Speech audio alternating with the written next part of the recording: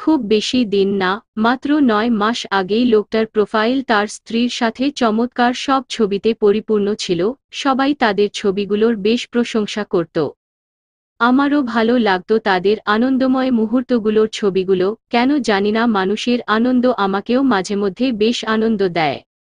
আমি ভাবতাম আসলেই টাকা পয়সা কিছু না, মানসিক সুখটাই আসল। মোটকথা ওনাদের জুটিটা আমার মতো প্রায় সবারই পছন্দের ছিল।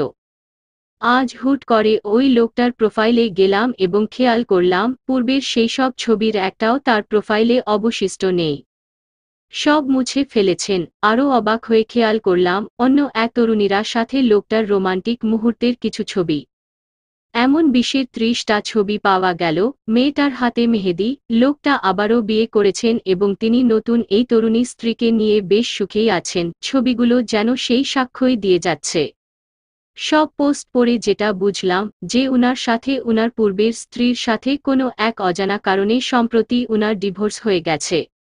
স্ত্রীকে উনি তার জীবন থেকে মুছে তো দিয়েছেনই, সাথে তার স্মৃতিগুলোও ফেসবুক প্রোফাইল থেকে মুছে ফেলেছেন।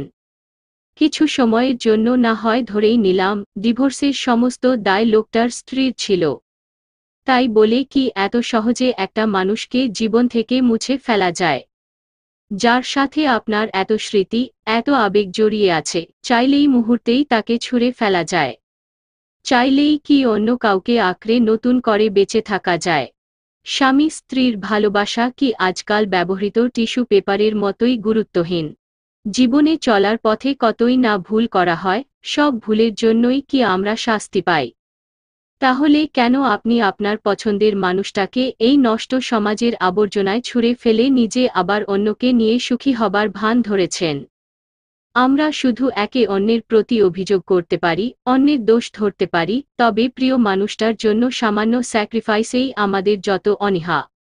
যাকে একদিনের জন্য হলেও ভালোবেসেছেন, তার জন্য কখনো না কখনো একটু ছাড় তো দেবেন ভাই, না হলে ভালোবাসাটা কিসের? কাউকে ভালোবাসলে নিজেকে উজাড় করেই বাসুন, নিজেকে সুপারম্যান ভেবে নতুন সম্পর্কে জড়িয়ে নয়। নিত্যনতুন মানুষ, নিত্যনতুন ছবি আর সেলফিতে চাপা পড়ে যেন কখনোই প্রিয়জনের প্রতি আপনার ভালোবাসাটুকু হারিয়ে না যায়। আর ভালোবাসলেও একবারই বাসুন, কারণ দ্বিতীয়বারের অনুভূতি কখনোই প্রথমবারের চেয়ে সেরা হয় না।